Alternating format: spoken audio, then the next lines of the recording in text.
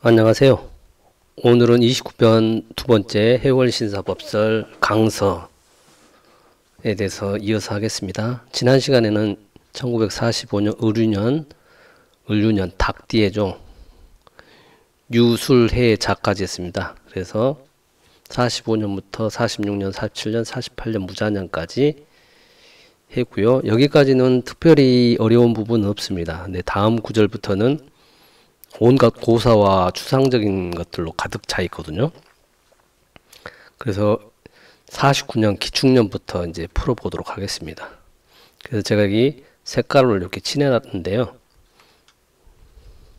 보시면 49년 기축년부터 54년까지는 굉장히 많은 중요한 도수들이 돌아갑니다. 천지공사 도수들이 돌아가는데 쉽지 않거든요. 천도교에서는 오손이기란 말이 없습니다. 그러다 보니까 여기서는 이 구절들을 이해하기가 어렵죠. 아무튼 한 구절씩 오늘은 기축년부터 풀어보도록 하겠습니다. 그리고 뭐 이거를 알아야 되냐? 몰라도 상관없습니다.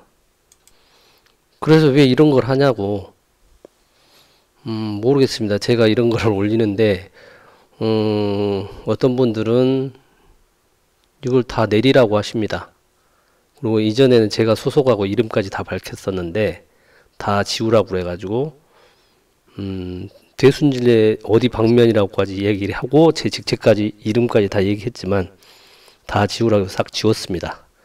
그리고 여기 유튜브에 올린 것도 다 내리라고 하셔가지고 그 부분은 좀 아닌 것 같고 제 생각은 이런 부분에 대해서 아무도 설명을 해주지 않지 않습니까?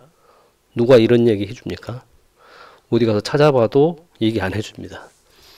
그러면 왜 이걸 하냐? 이제 그러면 도전님께서 하신 말씀을 한번 보고 말씀드릴게요. 도전님께서 옛날에 이런 얘기를 하셨습니다. 도란 어려운 것이다. 그저 모르고서도 따라가면 된다.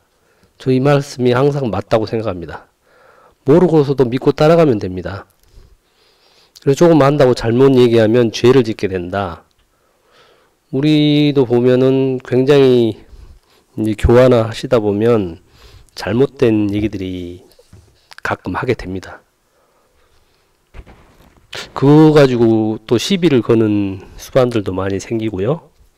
그래도 중요한 거는 몰라도 모른 대로 믿고 따라가면 되는 건데, 중요한 건 알면은 남들한테 설명하고 알려면 제대로 알아야 하는 거죠.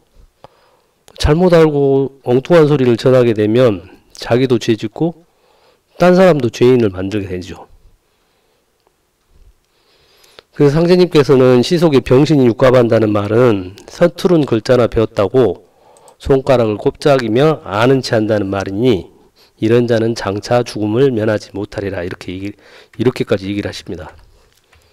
그 잘못 알고 잘못 전달하게 되면 그것도 죄가 된다는 말씀이죠.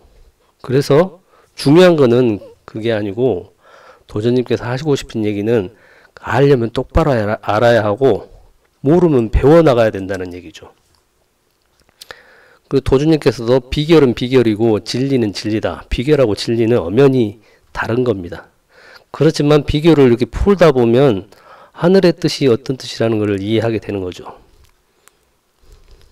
제가 이렇게 하는 거는 뭐 제가 조금 아는 거 가지고 죄 지으려고 이렇게 하는 게 아니고, 솔직히 저는 여러 가지 이런 부분에 대해서 같이 토론도 하고 얘기를 하고 싶지만 그럴 수 있는 공간도 없고 뭐 이런 이야기 할 시간도 없지 않습니까? 제가 지금까지 29편까지 다루면서 그런 부분에 대해서 누가 이렇게 자세히 설명하거나 얘기를 하지 않지 않습니까? 이런 자리가 없으면 얘기할 기회도 없을 것 같고, 그리고 제가 원하는 건 이겁니다. 도전님께서 항상 전경 토론을 많이 하라고 하셨습니다. 서로 얘기를 하다 보면 굉장히 많은 걸 배우게 되죠. 저는 이렇게 생각했는데 상대방은 또 다르게 생각하고 사람마다 다 다르게 생각합니다.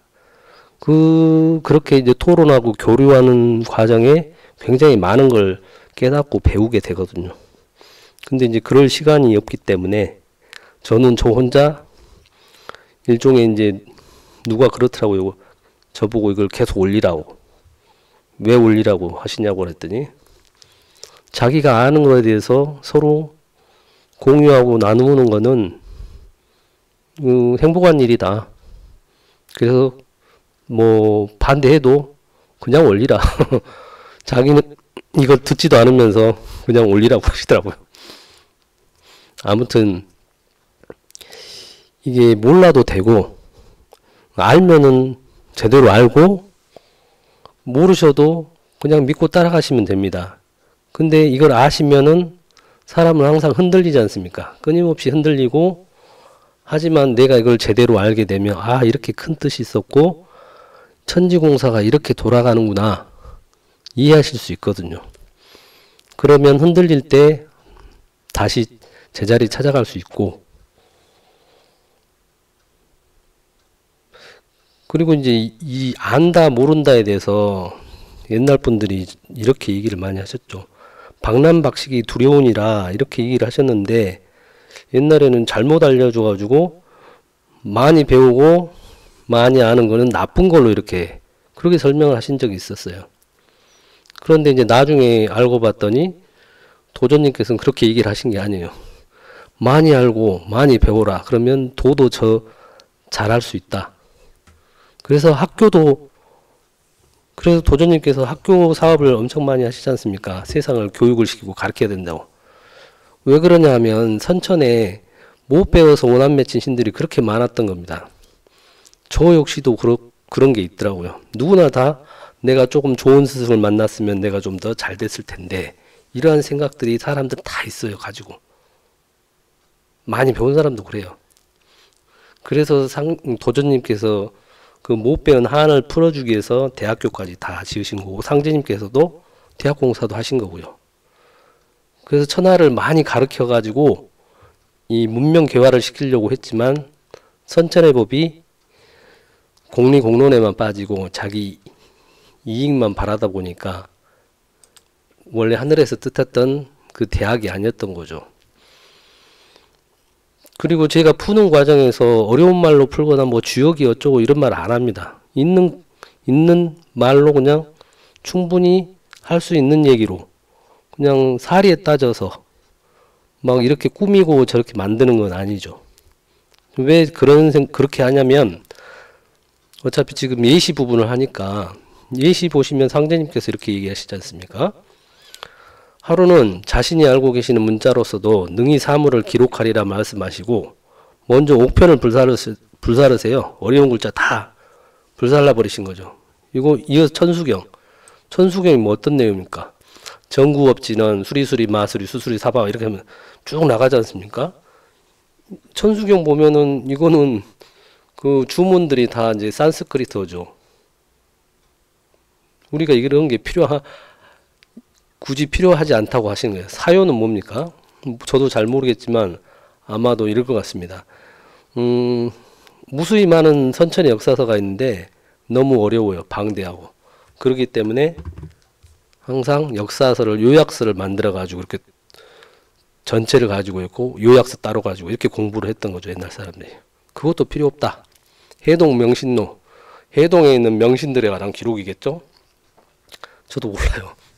그리고 강절 관매법은 소강절 선생이 매화 관찰법, 매화 감상하는 법 이런 것 같아요.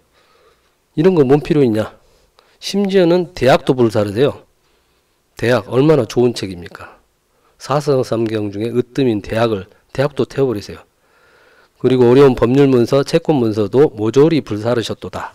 이것을 종도 김영렬이 지켜보았느니라. 무슨 말씀이세요? 앞으로는 이렇게 어렵게 필요 없다는 얘기입니다. 우리가 알고 있는 문자로도 충분히 사물을 기록할 수 있고 표현할 수 있다는 얘기예요. 상제님 공사가 되게 어렵기도 하지만 어떨 때 보면 또 굉장히 또 심플한 경우도 많아요. 워낙 근데 그 상징 의미가 복잡하기 때문에 어렵게 보일 뿐이지 상제님께서 나름대로 일관되게 여러 가지 방법을 동원하셔가지고 공사를 하신 그런 면들이 찾아보면 있습니다. 그래서 제가 이렇게 올리는 거에 대해서 불만이 있으신 분들은 그냥 안 들으시면 됩니다. 제가 계속 얘기하지만 이건 순전히 제 개인적인 의견이에요. 대순진리의 의견이 아니에요. 들어보시고 맞다, 괜찮네? 그러면 취사 선택의 지혜를 발휘하셔가지고 이런 부분도 있구나, 그렇게 받아들이시고 이건 말도 안 돼, 그러면 그냥 버리시면 됩니다.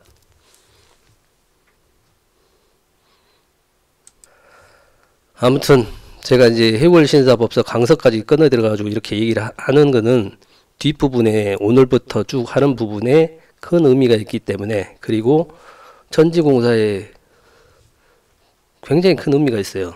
보시면 49년 기축년부터 54년까지 큰 도수들이 다 완성된 거를 이렇게 보여주는 거예요. 이게 이 강서에 있는 문구들로. 그래서 54년, 55년, 56년, 57년 도주님께서 50년 공부 종필 하세요. 다 큰 도수를 완성하시고요. 그리고 이 과정이 우리나라가 또 가장 힘들었던 시기였거든요. 그 힘든 시기를 도주님께서 일제시대 그 35년부터 45년까지 10년간 그 고생하셨던, 정성에 정성을 들였던 그때와 또 이때 50년대 다 진법을 완성하시고 58년에 화천하시지 않습니까? 이 49년부터 54년까지 도주님께서 뭘 하셨는지 이해할 수 있는 구절이기 때문에 제가 이거를 말씀을 드리고 싶은 거예요. 그래서 도주님께서 도란 어려운 것이다, 그저 모르고서도 믿고 따라가면 된다, 그리고 알려면 제대로 알아라, 그리고 모르면 배워라, 그런 취지로 제가 아는 선까지, 뭐 제가 신도 아니고 나름대로 궁금하니까 왜 이러지? 항상 읽으면서 정경도 읽으면서 왜 이렇게 됐지? 궁금하니까 하는 겁니다. 궁금하지 않으면 질문이 없는데 의문이 안 생기죠. 근데 질문을 하니까 제 나름대로 답을 이렇게 하게 된 겁니다. 네, 그리고 오늘 제가 여주 도장에 참배를 다녀왔습니다. 그러면서 이제 박물관도 보고 왔는데, 여주 도장이 양을 닮았다. 상제님께서 신민년에 오시고 도주님께서 을미생, 두 분 다 양띠시지 않습니까? 여주 도장이 이 풍수지류로는 매화 낙지열이고 자묘연의 형상을 따서 지어진 천장길방한 천하의 명당이라고 합니다. 보시면 이게 왜 양을 닮았는지 설명을 보시면, 이게 다리, 뒷다리, 앞다리, 이게 몸통 부분이고, 여기가 양 머리고 입에 대한 부분이고, 여기가 양 뿌리, 그리고 여기다가 양 머리에 왕관을 쓴 형태의 양의 모습입니다. 그렇죠. 이게 절 이해를 못하신 분이 있어서 오늘 올렸습니다. 그리고 오늘 천주산에, 창원의 천주산에서 진달래꽃 축제가 있어서 이거 사진을 누가 보내주셨는데, 창원의 천주산이라는 게 하늘의 기둥산이란 뜻입니다. 이 천주산에서 근데 도주님께서 천하창생 해방 도수를 보신다고 하면서 모든 속박을 푸시는 그 도수를 창원 이 천주산에서 음악을 지으시고 100일 공부를 하셨습니다. 그래서 이 혹한의 그 추운 산속에서 얼마나 추우셨겠어요. 추울 때 불은 일체 안 떼시고 금하시고 저렇게 법수를 받들고 정성에 정성을 들이셨다는 겁니다. 근데 오늘 이렇게 천주산의 진달래꽃 얼마나 아름답습니까? 그리고 상제님께서 우리나라를 상등국으로 만드는 공사, 5선 2기 공사, 이 과정에 도주님께서 이 49년부터 54년 이때까지 엄청나게 공사 이 도수를 다 풀어나가세요. 그러면 우리 도인들이 도주님께서 뭘 하셨는지는 좀 알아야 되지 않겠습니까? 궁금하지도 않나요? 강서에는 49년도를 이렇게 표기를 해놨습니다. 제우지분연해, 제우지분연해. 그래서 여기 천도교에서는 이렇게 풀어놨어요. 제나라의 소가 분해, 분연. 이 분자는 달아날 분자, 뭐 달릴 분자, 뛰어다닐 분자, 광분하다, 동분서주하다 이런 분자입니다. 이게. 그래서 이제 천도교에서는 제나라의 소가 연나라로 달아나며 이렇게 번역을 해 놓으셨더라고요. 이게 뭔 소리예요? 뭔 말이에요 이게? 저도 처음에 이게 뭔 말이지 그랬어요. 보시면 이 표를 항상 보시면서 제나라, 연나 동그라미 쳐놓은 거 보시면 하여튼 어느 나라인데 어떤 나라냐면 제나라하고 초나라하고 오나라는 춘추시대의 국가고 연나라는 전국시대에 끼어드는 나라예요. 근데 그 나라를 4개를 갖다 놨어요. 우리 지금 5선 얘기할 때 4개가 나오죠. 그리고 중산토지 관성 나오고 패택 용지 한수 이렇게 쓰고 오사지 무대해 이렇게 하면서 구마이 당로 하면서 큰 도스가 완성되는 모습으로 이렇게 그려져 있어요. 구조상으로 이렇습니다. 근데 이제 첫 번째 나온 구조가 제우지분연해예요. 이게 뭐죠? 이거는 그 고사를 하나 아시면 간단히 풀립니다. 이게 뭔 이야기인지. 지금 이 시대는 이제 춘추 시대에 제나라에 있는 전단이라는 장군이 이 소에다가 이렇게 비단을 누르면서 용 그림을 그려놓고 뿔에다가는 칼을 채우고 꼬리에는 집으로 갈대에 불을 붙여가지고 연나라를 공격했던 그 전설에 대한 이야기입니다. 그래서 그거를 제나라의 전단 장군이 나라를 구했던 화우지계란 그 장면입니다. 이게 연나라를 이 소 꼬리에다 불을 붙여가지고 이렇게 밤에 공격하는 기상천외한 전략입니다. 이게 그래서 화우지계를 말하는 겁니다. 그래서 이게 해석은 이렇습니다. 제나라의 소가 연나라를 가가지고 분란을 일으킨 거죠. 아주 난리를 일으킨 겁니다. 이게. 그래서 연나라를 무찌렀다는 얘기입니다. 이 얘기예요. 그냥 더 자세히 알아볼까요? 전국시대 제나라는 여기 있고 연나라는 여기 있습니다. 연나라는 고조선하고 되게 가까웠어요. 사실은 여기 있는 문물들이 상당히 제나라까지는 고조선 문명하고 비슷해요. 그리고 이 제나라는 강태공이 봉지고 주공단 그리고 공자가 살았던 동네입니다. 이 제나라가. 근데 이 제나라가 연나라가 이 네 나라하고 이렇게 합세를 해가지고 제나라를 공격합니다. 그래서 제나라가 7개성을 뺏기고 여기로 밀려가가지고 거성하고 증묵성 2개만 남고 다 넘어갑니다. 거성하고 증묵성이 어디냐면요. 여기 산동반도에 여기가 거성이고 여기가 증묵성입니다. 그래서 전단 장군이 일이 제나라 사람들이 다 피신을 갔죠. 근데 여기가 굉장히 난공불락해가지고 그 연나라의 아기장군이라는 명장이 있어요. 연나라의 아기장군이라는 명장이 이 두 성을 마지막으로 이제 공격을 해서 승리를 해야 되는데 저 성이 너무 견고하다 보니까 그냥 3년째 항복하기를 기다리고 있는 상황입니다. 아기장군이. 그러자 이제 제나라에서는 이제 지금 나라가 지금 다 망할 지경이지 않습니까? 그때 전단이라는 사람이 하급관리 뭐 평민이었다고 합니다. 근데 이 사람이 머리가 기상천외해요. 그래서 이 사람이 이제 머리를 꾀를 냅니다. 그래서 어떻게 하냐면 이제 연나라 왕하고 아기장군을 이간질을 시킵니다. 반간계라고 하죠.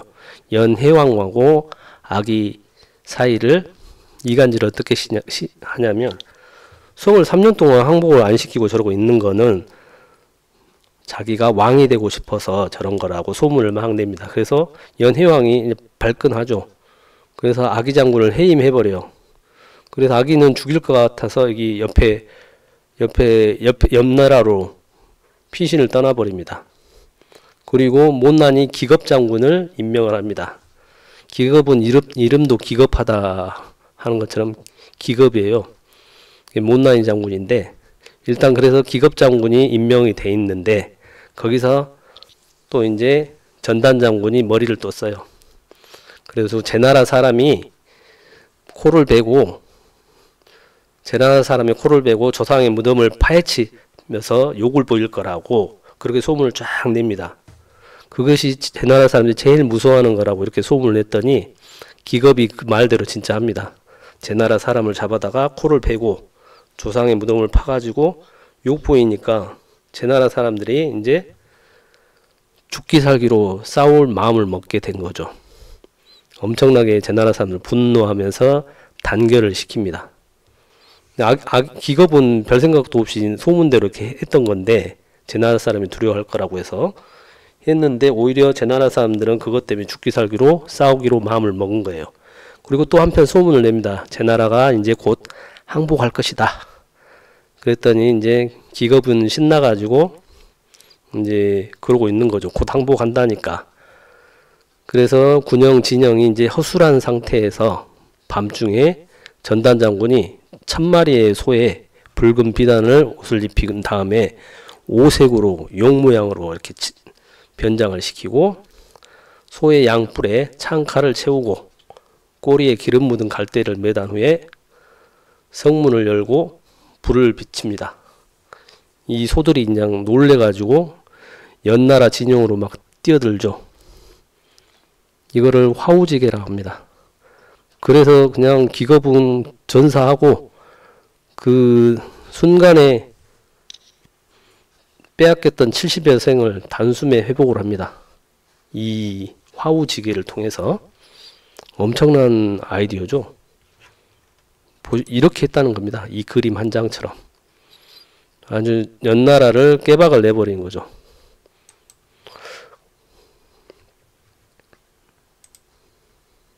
제우지분연해란 얘기는 제나라의 소가 연나라를 진영을 갖다가 완전히 붕괴시키고 그 분란에 빠뜨려서 승리를 했다는 화우지계에 대한 얘기입니다. 그리고 여기 보시면 이 아기 장군이 나오죠. 아기 장군이 이제 연혜왕한테 죽임을 당할까봐 옆나라로 도망을 갔는데, 이제 연혜왕이 이제 기겁 장군이 저렇게 죽고 70개 성도 다시 다 뺏기고 나니까 아기 장군이 이제 자기가 잘못했다는 걸 느끼게 됩니다. 그래서 아기 장군한테, 아니 내가 아무리 잘못했어도 그렇게 옆나라로 도망간 게 어딨냐, 이렇게 약간 불만을 쏟고 자신을 아기 장군이 비난할까봐 그렇게 이제 편지를 보내요. 그랬더니 아기 장군이 연혜왕한테 보연왕서란 글을 써서 보냅니다. 이게 우리 정경에 있는 거죠. 군자절교의 불출오성이다. 그리고 충신은 거국하여도 불결기명이다. 이런 말을 하죠. 아기 장군이 이런 말을 해요. 군자는 교제를 끊어도 친구를 악담하지 않고, 충신은 나라를 떠나도 자신의 명예를 위해서 결백을 주장하지 않는다.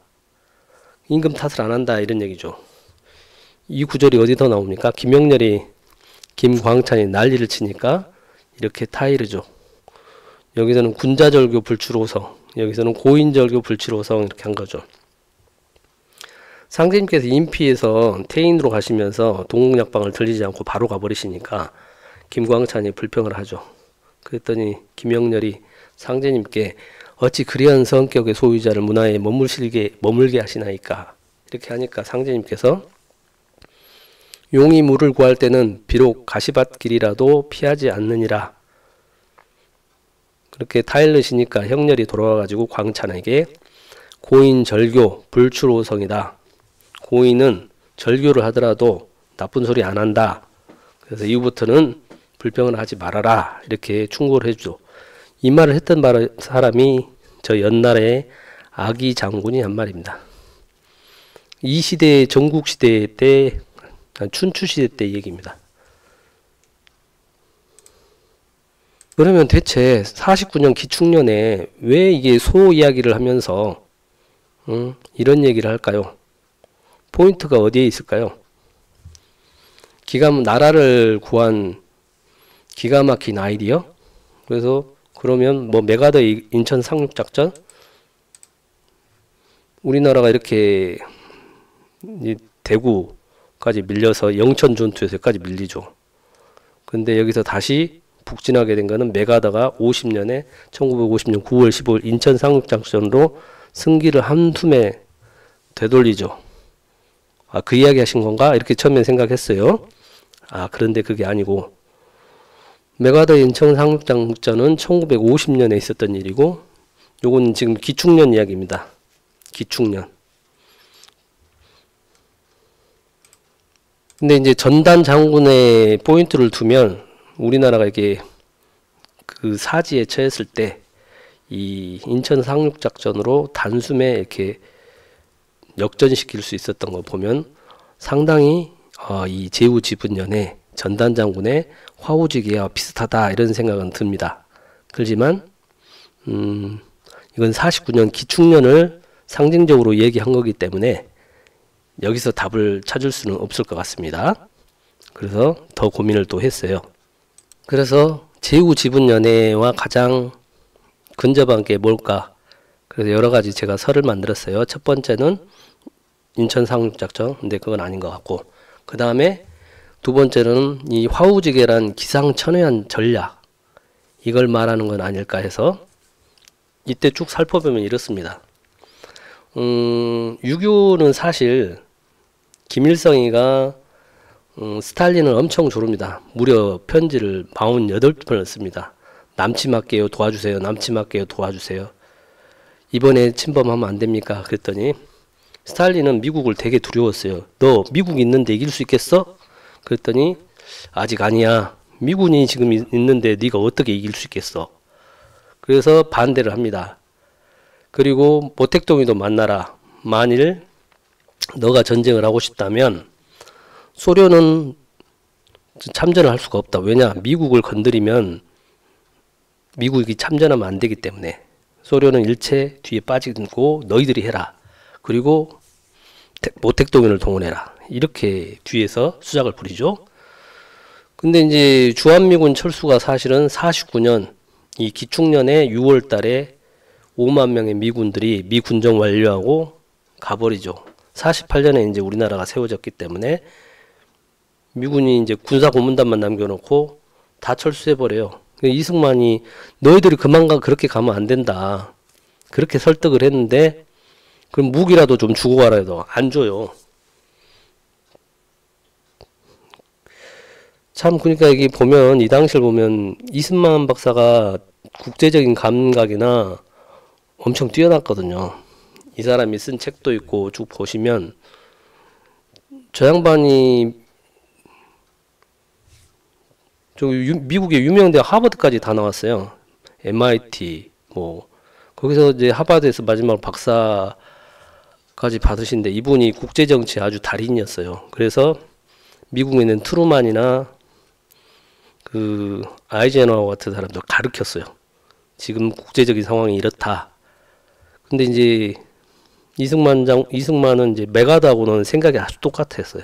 마음이 그냥 아주 둘이는 아주 판박이로 생각이 똑같은 사람들이었죠.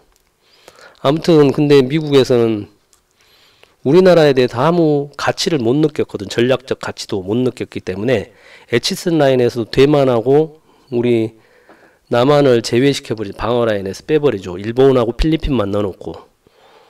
그렇게 하니까 이제 스탈린이 기분이 점점 좋아지죠. 게다가 소련도 49년도에 이제 드디어 원자폭탄을 소유합니다.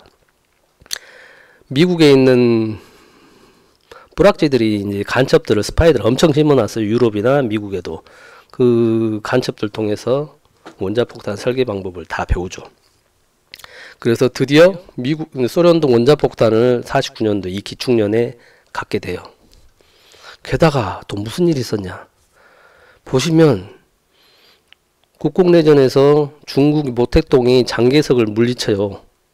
장개석이 그렇게 병사도 많고 무기도 미국에서 그렇게 많이 지원을 받았는데도 저 공산군 허접한 애들한테 져요. 왜 졌냐면 너무 부패했어요. 국민 장개석 군대가. 그래서 아무리 미국이 도와줘도 얘네들이 전쟁이 안 되는 거예요. 월남전도 마찬가지였지만 미국이 그렇게 전폭적인 지원을 해줬어도 무기 다 팔아먹고 군대가 아주 부패했기 때문에 중국인들도 장개석 군대 하면 다 고개를 돌려버리니까 미국에서도 여기 중국이 이제 여기 하이난성까지 장개석이 도망갔다 저 대만까지 국부천대를 하지 않습니까? 미국도 포기해버려요. 얘네들은 도와줘갖고는 도저히 승산이 없다. 그래서 이제 미국이 여러 나라 아프가니스탄도 이란 이라크도 참전을 해보고 유일하게 도와줘서 가치가 있었던 나라는 한국이라고 그렇게 평가를 합니다. 유일하게 성공한 나라다. 전쟁에 가가지고. 왜냐? 중국도 도와줘도 부패 월남도 그러고 아프가니스탄도 그러고 이라크에도 그 민주정부를 세우려고 해도 다 실패합니다. 그러나 한국은 성공했어요. 그 미국이 그래서 정치학자들이 우리가 지난 100년간 가장 잘한 전쟁에 참여하고 가장 잘한 전쟁은 한국 전쟁에 참여한 거라고 그렇게 평가를 합니다. 아무튼 그 당시 이제 49년도에 전쟁을 어떻게 할 건지 계속 스탈린하고 김일성이 이렇게 주고받아요. 게다가 이제 49년 10월 1일에 중화인민공화국 모택동이 선포를 하죠. 장개석은 전 대면으로 쫓겨나가고 그럴 때도 미군이 개입을 하지 않는 거예요. 지원도 하지 않고. 그걸 보면서 스탈린이 뭘 느꼈냐면 중국이 한국보다 훨씬 큰 나라고 더 중요한데도 중국이 저렇게 공산화되는데도 미국이 전혀 개입을 하지 않았구나. 장개석 군대 포기를 해버린 거죠. 그걸 보더니 이제 스탈린도 이제 그러면 한국 먹어도 미군이 참전하지 않을 거라는 확신을 갖게 됩니다.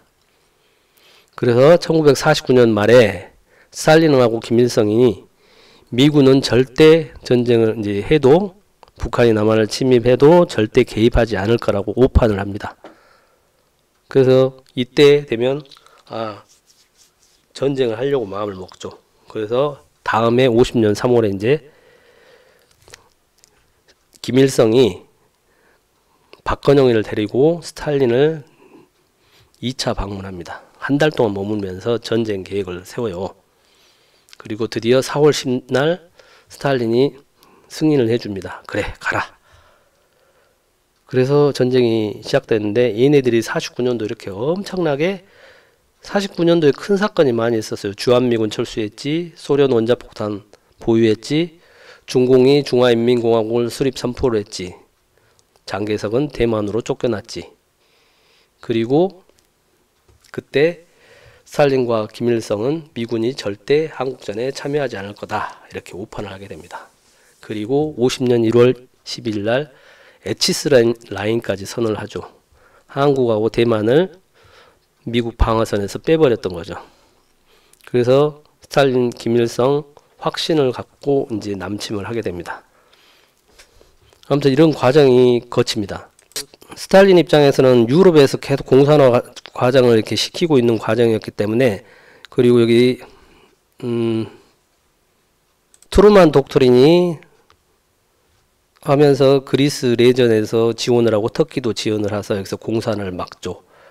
그래서 이제 스탈린 입장에서는 이렇게 다시 유럽에서 관심을 저기 남한으로 아시아로 돌릴 필요가 있었기 때문에 전쟁을 승인해 주게 된 거죠. 이게 이제 1950년 1월 10일 에치스라인 부분인데, 사실 이때까지만 해도 메가더도 일본의 중요성이나 남한, 대만의 중요성을 전혀 못 느꼈어요. 이 당시만 해도. 근데 이제 6.25 전쟁이 나면서 이 한반도가 지정학적으로 엄청 중요한 곳이라는 것을 깨닫게 돼요. 뼈저리게 느끼죠. 그래서 한국하고 대만은 절대 포기할 수 없는 방어 라인이라고 그렇게 생각합니다. 왜 그러냐면 이 대만이 뚫리면 중국이 지금도 여기 남사군도에서 난리를 치는 이유가 뭐냐면 이쪽으로 못 나가요. 여기 일본의 오키나와가 있고 여기 대만이 있기 때문에 이 섬을 연결한 미국 방어 라인 때문에 미리 태평양으로 못 나가죠. 대만이 뚫리는 순간 대만은 떠있는 한국모함하고 똑같습니다. 그래서 이게 뚫리면 바로 이렇게 태평양으로 나올 수 있는 거예요. 그러다 보니까 중국이 이게 거리 못 나가니까 이 남사군도 이쪽에 여기가 자기네 바다라고 그렇게 우깁니다. 전략적으로 보면 이렇습니다. 만약에 중국이 대만을 먹더라 하더라도 여기 말라카 해협을 봉쇄를 해버리면 100일도 못 버틴다고 합니다. 그렇지만 그러면 중국이 또 가만히 있겠어요? 또 다른 전략을 쓰겠죠. 아무튼 이 대만이나 오키나와 이쪽이 제주도까지 일본으로 연결된 이 방어 라인이 중국이 이쪽으로 못 들어 손바닥 안에서 다 감시가 되기 때문에 이건 마치 이 거문도를 고종하고 옛날에 러시아하고 이렇게 손을 잡았을 때가 있어요. 밀약을 맺었죠. 1차, 2차. 그때 영국이 그 사실을 알고 이 거문도를 점령해버립니다. 이 러일전쟁 전인데 이 거문도를 점령해버리니까 어떻게 되냐면 요동반도에 있던 여기 러시아군하고 블라디보스톡에 있는 러시아 군대가 묶여버리는 거예요. 왜냐하면 그 당시는 시베리아 철도가 없었기 때문에 보급이 안 돼요. 영국이 여기 거문도를 정약하면서 양쪽을 다 커버를 해버리니까 얘네들이 다 갇히게 된 거예요. 그러면서 소련이 러시아가 느끼게 된 거죠. 여기 거문도를 영국이 봉쇄를 해보니까 어디로도 나가지를 못하는 겁니다. 그래서 여기다가 철도를 놔야겠구나 하게 된 거고 일본은 저놈들이 시베리아 횡단철도를 놓기 전에 먼저 러시아를 박살을 내야겠다 이렇게 된 겁니다. 이 당시만 해도 에치슨 라인 이무로베만 해도 일본의 한반도에 대만의 이 가치를 못 느꼈는데 이 유교를 겪으면서 매가다고 확실히 인식합니다. 미국의 서해안은 저 LA 쪽이 아니라 캘리포니아가 아니라 바로 일본, 대만, 한국으로 이어지는 이 라인이 미국의 서해안이라고 이렇게 확신을 하게 됩니다. 그래서 이 방어 라인이 지금도 중국으로 압박하는 엄청난 라인이 됐던 거죠. 아무튼 오늘은 제후지분연애를 하니까 그러면 이런 기상천외한 작전을 스탈린하고 49년도에 열심히 세웠단 말인가? 네, 그것도 상당히 일리는 있습니다. 왜냐하면 스탈린의 방열 전략 이전에도 말씀드렸듯이 이 한국전쟁 원인은 사실 냉전 체제가 이 전쟁이 하면서 시작이 되긴 했지만 냉전 때문에 한 게 아니고 순전히 자기 나라 이익을 위해서 한 전쟁이었다. 그리고 스탈린 입장에서 2차 대전 미국이나 다 이제 45년에 해방됐으니까 지금 50년은 5년이지 않습니까? 약 5년 동안 2차 대전 폐해에서 아직도 회복이 안 됐어요. 그러다 보니까 소련 재건해야 되고 그리고 소련의 안전과 세계 공산권을 통제하기 위해서는 미국 등 서방을 견제할 전략이 필요했죠. 그래서 김일성이가 자꾸 전쟁을 하려는 그 속셈을 미끼를 이용해 가지고 그 당시 이제 최강국이었던 미국하고 공산진영의 새로운 강자로 떠오르고 있는 목택동의 중국의 세력을 견제할 필요가 있었던 거죠. 그래서 설령 미국이 참전하면 둘이 싸움을 붙이면 된다고 생각한 거예요. 그래서 둘이 열심히 싸우면서 피를 질질 흘리면 자기가 좋잖아요. 지금 미국도 그러지 않습니까? 러시아하고 우크라이나가 열심히 싸우니까 둘이 막 엄청 우크라이나가 잘 싸워주니까 러시아가 피를 철철 흘리니까 미국 신났잖아요. 가만 앉아가지고 군대 하나도 투입하지 않고 러시아 힘을 쫙쫙쫙 빼고 똑같습니다. 스탈린도 미국하고 중공하고 이렇게 싸움을 해서 힘을 빼려고 했던 거죠. 그래서 유엔 안보리 소련이 상임이사국이었음에도 불구하고 미국 주도로 유엔군이 한국 전쟁에 참여하는 것을 그냥 방관해요. 내비둡니다. 겁권 행사할 수 있었는데도 내비둬요. 그래서 미국 주도로 신속하게 유엔군이 이 결의안이 통과해가지고 바로 참전이 되는 거예요. 신속하게 참전했죠. 그리고 저기 바실레프 장군이 김일성은 제대로 이렇게 정규군을 쌓아본 적이 없어요. 그래서 군사작전을 몰라요. 그렇기 때문에 러시아는 당시 최고의 육군을 러시아가 갖고 있었죠. 소련이죠. 그래서 바실레프가 선제 타격 작전 계획까지 작성을 해줘요. 여기 보면 여기 선제 타격 계획 이렇게 써져 있습니다. 그래서 3일 내에 서울을 점령하고 신속하게 후방을 진군해서 포위 섬멸 계획을 이렇게 세워줍니다. 이거 소련이 세워줬어요. 그런데 전쟁 도발하고 3일 만에 서울을 점령하는데도 계속 3일 동안 서울에서 지체해요. 그게 이제 미스테리라고 그러는데, 이게 이제 여러 가지 설이 있습니다. 첫 번째, 김일성이 탄약하고 한강을 도할 장비를 달라고 이렇게 해도 스탈린이 제때 제공을 해주지 않아요. 그 바람에 미군이 참전할 시간을 벌어주죠. 당신 근데 이거 왜 3일 동안 서울에서 지체했냐? 첫 번째 설이 서울만 점령하면 박헌영 말대로 20만 남노당이 봉기를 해가지고 순식간에 전국을 다 장악을 할 거라 이렇게 기다렸던 거죠. 근데 남노당이 봉기를 못하죠. 그 전에 다 숙청당해가지고. 그리고 서울에 있는 국회의원들을 다 체포를 해가지고 그냥 도장 찍어 통일해 이렇게 하려고 했는데 국회의원들도 다 도망가고 없잖아요. 이승만도 부산까지 피난을 가버리고 대전까지. 게다가 중부전선에서는 춘천의 육사단이 엄청 선전을 해서 그랬다는 설도 있고 여러 가지 설이 있어요. 아무튼 저 3일 동안 시간을 벌어준 바람에 6월 29일에 메가더가 도쿄에서 진짜 직접 비행기를 타고 이 한강 방어선 지금 신길동까지 와서 시찰을 하고 갑니다. 그리고 이제 이 가짜 뉴스가 있는데, 한강 철교 폭파 사진이라고 이걸 한참 옛날에 막 선전을 했어요. 이 사람들이 막 거의 깔려 죽고 막 이리 타고 올라가고 이게 아니고, 이건 대동강, 여기는 그 북한에 폭격된 다리를 이제 그 피난민들이 이렇게 지나가는 사진입니다. 그리고 이거는 한강 인도교 폭파돼서 옆에 이렇게 부교를 나가지고 사람들이 이렇게 나왔던 사진이고요. 근데 이거를 한강 인도교 폭발 사진이라고 오해를 하신 분들이 많더라고요. 그게 아니고요.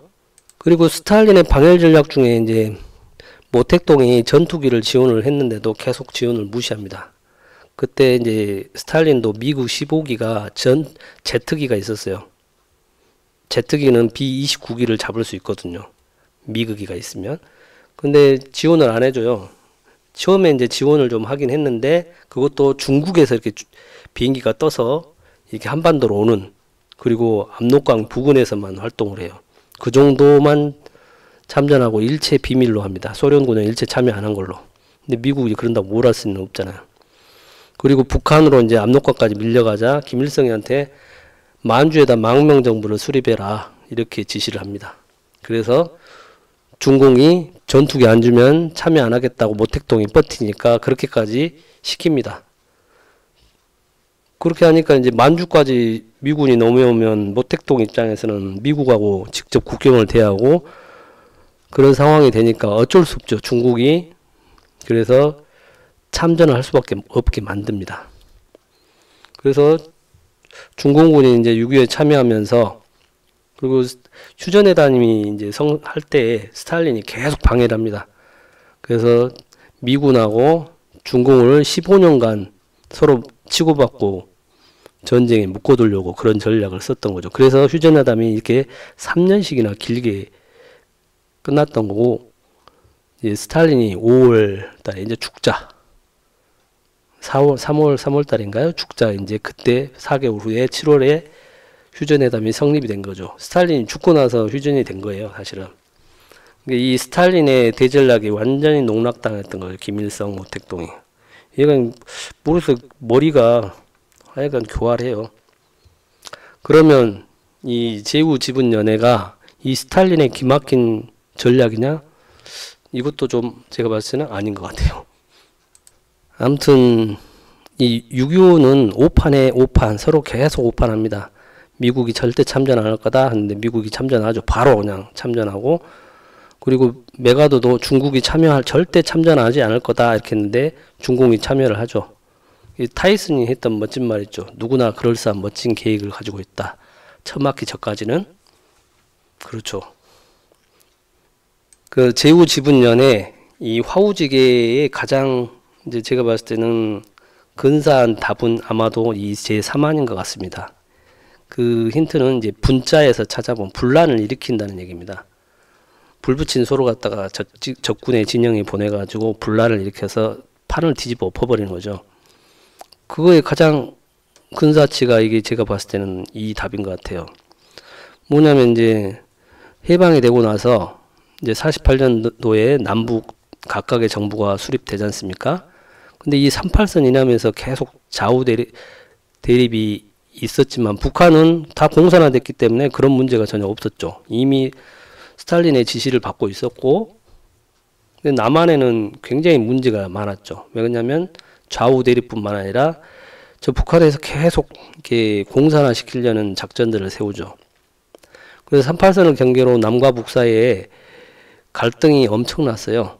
그래서 이 남한의 문제가, 그래서 군대 간의 무력 충돌도 나오고, 그래서 여기 보면 거의 전쟁 상태로 들어가기 시작한 거예요. 그래서 남한에서는 너무 힘들었던 거죠. 그때 상황이. 사람도 엄청 많이 죽고, 그리고 이 38선을 경계로 두고 전쟁이 수시로 일어났어요. 49년도에. 그래서 이렇게 작은 전쟁이, 조그만 전쟁들이 49년도에 엄청 발발합니다. 상시적으로 전투 상태가 조성됐고, 그리고 가장 큰 문제가 이거였죠. 박헌영을 중심으로 남노당이 이 남한 군대 조직 내에 이렇게 침투대가 있는 거다. 이렇게 침투돼 가지고, 그리고 또 무장 게릴라도 난파시키고, 그래서 남한 정부를 계속 전복 활동을 하는 거예요. 제가 그래서 제후 지분년에는 가장 이 부분이 설득력이 있는 부분이다. 이 49년 기축년이 남한 내부에서는 굉장히 북한에 지령받고 남노당이 남한 내부를 계속 내전 상태로 만들어가는 거죠. 그래서 이승만 대통령이 그런 점도 있어요. 처음에 친일파 처단하고 반민족 행위 했던 애들 법을 만들어 처벌을 하다가 지금 저런 상황이 벌어지니까 그것이 지금 중요한 게 아니라 저 공산주의를 막는 것이 최우선이라고 생각을 한 거죠. 이승만 대통령은 공산주의의 문제점을 아주 잘 알고 있었어요. 그 당시 세계에서 공산주의의 문제점을 가장 잘 알고 있었던 사람이 바로 이승만 대통령이었죠. 그래서 미국에서도 이승만을 굉장히 높게 평가를 하신 분들 많아요. 아무튼 이게 전쟁이 6.25 됐을 때도 남한에 이제 한라산, 지리산, 해문산에도 빨치산이 그렇게 많았어요. 백운산, 덕유산, 속리산, 오대산, 태백산. 이 큰 산 주변에 뭐 이렇게 전투가 그렇게 많이 벌어졌고, 이 토벼락 위에서 남한 군인하고 경찰이 전투가 엄청 벌어지죠. 산간 지역에서. 낮에는 대한민국, 밤에는 인공.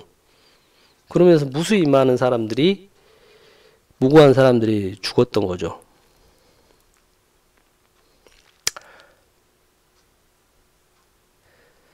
그러다 보니까 이제 이승만도 열이 많이 받았죠. 그래서 북진 통일론을 주장하고, 김일성은 국토안정론 뭐 이런 걸 주장하죠. 근데 이승만 입장에서는 미군이 무기도 하나도 안 준 거예요. 무기가 없어. 어떻게 하겠어? 말로만 그런 거잖아요.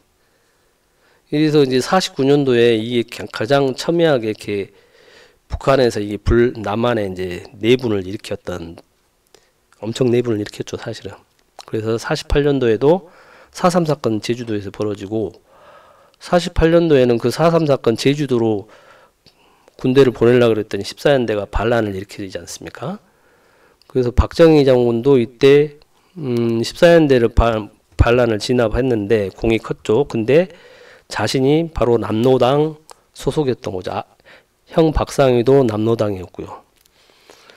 그래서 굉장히 충격적인 일이었던 거죠. 그래서 그 당시에 군부내 이제 숙정 작업을 합니다. 숙군 작업을 해가지고 47년부터 이 49년까지 대대적으로 이렇게 색출을 해냅니다.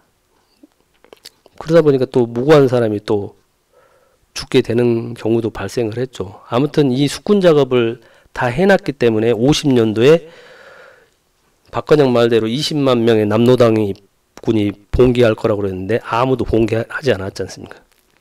그래서 무수히 많은 사람이 억울한 피해자가 만들어졌기는 했지만 숙군 작업으로 이 좌익 남노당 세력들이 다 제거됨으로써 6.25 때 국군 내부에서 반란이 없었던 거예요. 그런 점은 있었습니다. 또 이게 이제 1949년 당시 미군이 38선에서 충돌한 거를 기록한 겁니다. 북한군 출현 횟수가 49년 1월부터 10월까지 38선에서 563회가 벌어졌고, 북한군이 7만 명이 이렇게 전쟁에 참여했고, 남한도 44만 6천 명. 그리고 이제 49년 5월 달에는 개성 송악산에서 큰 전투가 벌어지기도 합니다. 그러고 있는데 미군이 49년도 6월 29일에 철수를 했어요.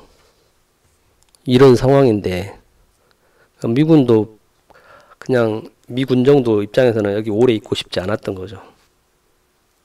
그러다 보니까 북한에서 이런 49년도 9월부터 이 남한을 침공할 시나리오를 만들어 놓게 된 겁니다. 그 당시에 그래서 웅진반도를 먼저 점령을 하고 개성, 서울 이렇게 2달 내에 전체를 점령할 거를 계획을 세워요. 근데 이제 이 계획이 50년도 3월 달에 또 바뀝니다. 38선에서 전체에서 그냥 내려오는 걸로. 그래서 하루 평균 이 당시에 1.5건의 충돌이 벌어졌고 일평균 3.7명이 사망했답니다. 그 당시에 이 미군 보고서에 따르면 북한군이 4,214명이 죽었다라고 기록하고 있는데, 이건 좀 과장된 것 같기도 하지만 아무튼 49년도에 이렇게 북한에서 엄청 남한에 분란을 일으킵니다. 남노당뿐만 아니라 게릴라들, 암약하고 있는 애들. 그래서 무수히 많은 억울한 사람들이 사실 제주도나 요순 발날 때 이렇게 그 무고한 사람들이 많이 돌아가셔요. 그렇지만 또 국가를 입장에서 보면 그것 덕분에 저 공산 세력들을 아주 뿌리 뽑을 수 있었던 점도 긍부정 양면이 있습니다. 물론 이제 무수히 많은 그 양민들, 무고한 사람들이 죽은 부분은 그 부분은 이제 그것 때문에 이제 이승만 대통령 욕을 좀 얻어 드시는 거고, 모르겠습니다. 한 개인의 공과를 단순히 어떻게 평가하기가 쉽진 않지 않습니까? 이게 보면 6.25 때 전쟁 중에 1950년도 그 무렵에 이 우리가 인천 상륙작전을 해서 저리 올라갔어도 남한 내에는 이렇게 빨갱이들이 이렇게 남아가지고 활동한 애들이 4,700명이나 됐어요. 여기 지리산 일대 산청, 함양, 뭐 여기 회문산 엄청 많았어요. 이렇게 얘네들이 나와가지고 계속 설치고 다니니까. 그래서 기축년에 제후지분년에는 이 혼란한 상황을 초래했던 북한의 이 분란을 일으켰던 그거와 마치 비슷하지 않냐, 그런 생각이 듭니다. 꼭 어떤 게 답이란 얘기는 제가 드리는 건 아닙니다. 이런 상황이 이와 같다. 그리고 아까 이제 기상천외한 전략을 전단에 얘기를 하면서 꼭 여러분들도 이거는 아셔야 될 부분이 있습니다. 49년도에 남한에서 엄청 잘한 일이 하나 있어요. 그건 바로 농지개혁법입니다. 49년 6월 21일에 재헌국회에서 이제 제정해가지고 우리나라 당시 소작농이 70%였어요. 대부분 다 소작농. 그 소작농은 50%를 냈어요. 내가 남의 땅에서 농사 지면서 10가마니 지면 5가마니는 주인한테 줬던 거죠. 이게 조선시대 말이 뭐 우리 역사를 배우면 항상 토지개혁을 하려고 하지만 제대로 성공한 적이 한 번도 없어요. 고조선 이래로 지금까지 오면서도. 세종대왕 그 똑똑한 분도 이 토지세를 어떻게 계산할 건지 그렇게 정교하게 만드셨지만 관료들이나 지주들이 다 형용화 시켜버리죠. 조선 말에 오면은 대부분 다 소작농이었던 거죠. 그래서 이거를 빨리 개혁해야 된다 해가지고 이승만 대통령 엄청 밀어붙입니다. 그래가지고 어떻게 하냐면 땅을 5년간 평년자 계산해서 30% 평상시로 소장용으로 50%를 내는데 평균 30%를 떼서 5년간 내면은 약 150%죠. 5년간만 내면 그 땅을 주는 거예요. 이 지주한테는 지가증권을 나라에서 주고 돈은 주는 건 아니고 지가증권을 줍니다. 그냥. 그리고 소장농이 5년 동안 30%만 내면 그 땅이 주인으로 해준 거예요. 이 법을 시행해요. 근데 이게 엄청난 거예요, 사실은. 우리나라 고조선 이후로 처음으로 토지개혁이 성공한 거였던 거거든요. 그래서 우리나라가 이제 90% 자영농이 되기 시작합니다. 그래서 농민들이 처음으로 소득이 발생했어요. 그래가지고 농민들이 드디어 소득이 대부분 다 농민들인데 그 소득 발생한 걸로 자식들을 교육에 투자를 하게 됩니다. 그리고 이승만 대통령도 학교를 엄청 지어요. 이거 보면 꼭 우리 도전님께서 하셨던 거 똑같아요. 학교 사업을 엄청 하시잖아요. 그 당시가 사람들을 가르쳤어야 돼요. 이승만 대통령도 학생들 가르친 게 아주 진심이었어요. 엄청나게 학교도 어떻게든 가르치려고 무지 애를 쓰십니다.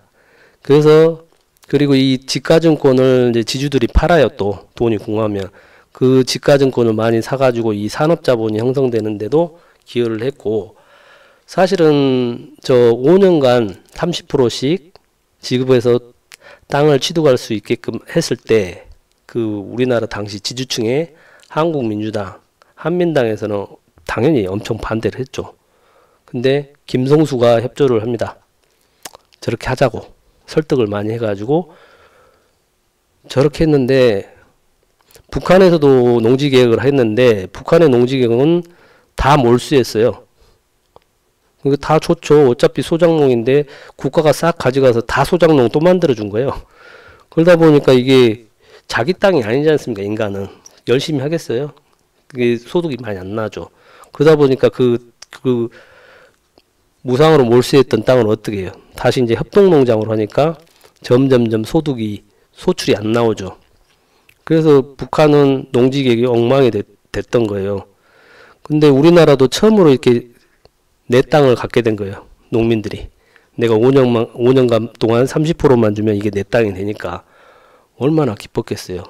이거는 정말 획기적이었던 거예요. 그러니까 이승만 대통령이 뭘 잘했냐? 주한미군 방위 동맹을 맺었다. 그리고 무상원조, 육해공군 지원해 준 거. 그리고 이 농지개혁. 엄청난 겁니다, 이게. 이거 두 가지로만으로도. 심지어 이분이 사회주자인 조봉암을 농림부 장관으로까지 앉혀요. 그렇게까지 밀어붙였던 농지개혁법이요. 그렇기 때문에 6.25가 나도 농민들이 자기가 지킬 땅이 있었던 거예요. 그렇기 때문에 북한의 꼬임에 넘어가지 않았던 겁니다. 이 농지개혁법 때문에 자기가 지켜야 할 땅이 생긴 거예요. 그래서 이제 노무현 대통령이 칠레 동포 간담회를 할 때 그런 이야기를 해요. 나는 자유당 시대에 해방은 됐지만 암흑시대로 생각했었답니다. 그런데 이때 토지개혁을 했었는데 지나고 보니까 정말 획기적인 정책이었다. 역사를 바꾼 사건이 아니었나. 그래서 한국전쟁이 터졌는데도 국가가 독립을 하고 안정을 지켜냈고 국민이 하나로 뭉쳐서 이 남한을 지켜냈던 것이다. 이분도 인정을 해요. 이 농지개혁법이 우리 조선 역사에 획기적인 정책이었다. 이걸로 소장농이 이제 90%가 된 거예요. 그 전에 산업 생산은 어디서 나와요? 공장에 있기래요. 뭐가 그게 아니잖아요. 땅밖에 없는데 다 70%가 소장농이었는데 이 농지개혁법으로 90%가 이제 소장농이 되고 처음으로 농민들도 이제 돈을 만지게 된 거예요. 자본이 쌓이게 됐단 말입니다. 그리고 심지어는 여기 주대환 씨라고 뭐 한국 노동계 대부라신 분도 이 대한민국 건국과 동시에 이루어진 농지개혁은 2000년 민족사에서 가장 큰 사건이었다. 전 세계 역사상 가장 성공적인 토지혁명이었다. 북한에서는 40%는 엄청난 고율의 세금을 걷어가고 그나마도 집단농장으로 나중에 만들어가 다 뺏어가 버렸잖아요. 그래서 북한의 농지개혁과는 비교 대상이 안 된다. 맞아요. 이걸 뭐 이 양반만 한 이야기 아니고 외국 대통령 룰라 전 브라질 대통령도 이런 얘기를 해요. 한국은 과거 1950년대에 농지개혁을 했지만 브라질은 그러지 못했고 브라질은 아직도 풀어야 할 숙제다.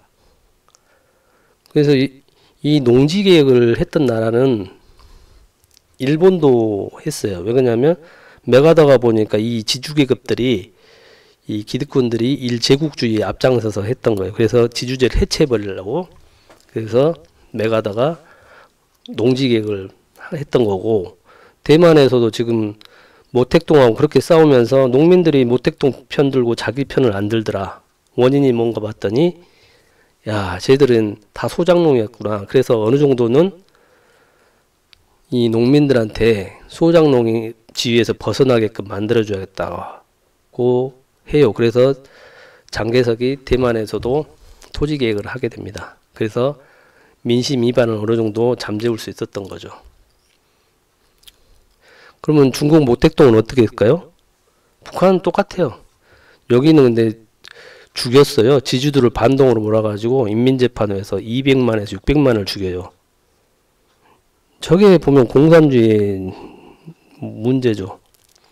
저런데도 모택동이 공이 7이고 과가 3이라고 동의가 안 됩니다. 그리고 필리핀도 보면 토지개혁에 실패를 해요. 필리핀도 계속 이렇게 필리핀은 심지어 산모작이 가능한데도 쌀을 수입하는 나라입니다. 왜요? 저 지주계급들이 그런 부분을 협조를 안 해요. 토지개혁을 아무리 많이 했어도 다 무효시킵니다.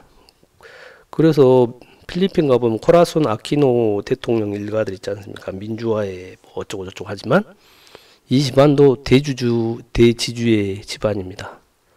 그러니 개혁이 되겠어요. 필리핀은 어려워 보입니다. 그리고 브라질도 자원도 많고 그런 나라지만 토지개혁이 실패하다 보니까 빈민들이 너무 많아요. 이게 보면 토지개혁이 실패한 나라는 아직도 후진국이고 성공한 나라들은 선진국이 돼 있어요. 이게 우리나라의 건국 동시에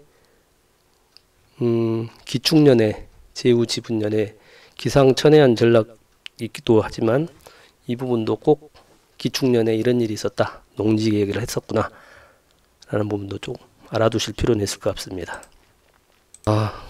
49년도 기축년에 여러가지 일이 있었는데 아무튼 이 전단장군의 화우지계 통해서 여러가지 당시 우리나라 상황을 봤는데 저게 과연 우리나라 상황만을 얘기한 건지 도사에서는 어떤 일이 있었는지 다음 시간에 기축년에 도주님의 마하사 공부에 대해서 설명을 하겠습니다. 또 그리고 이 그림을 다시 한번 보시면 49년도에 제후지분 연해 그리고 다음 50년에 초이임호 이렇게 나옵니다. 이 구조를 쭉 보십시오. 이게 네 나라예요. 그리고 중산토, 토끼가 나오네요. 그 다음에 용이 나오고, 그 다음에 5마리 뱀이 나오고 9마리 말이 나옵니다. 이거를 이제 차근차근 풀어보겠습니다. 기축년 오늘은 이런 의미였고, 이제 이 50년도 보시면 우리가 보면 춘추전국시대를 춘추 5패라고 하지 않습니까? 이 5패라고 한 이유가 뭐냐면 이 오행에 영향을 받았기 때문에 그렇습니다. 우리가 예시 84절을 보면서 이 5선 위기 체제도 오행의 그 영향대로 있는 겁니다. 왜 이렇게 그렇게 되는지 차근차근 풀어보도록 하고 다음 시간엔 기축년 도주님의 마하사 공부에 대해서 설명하도록 하겠습니다. 늦은 시간 감사합니다.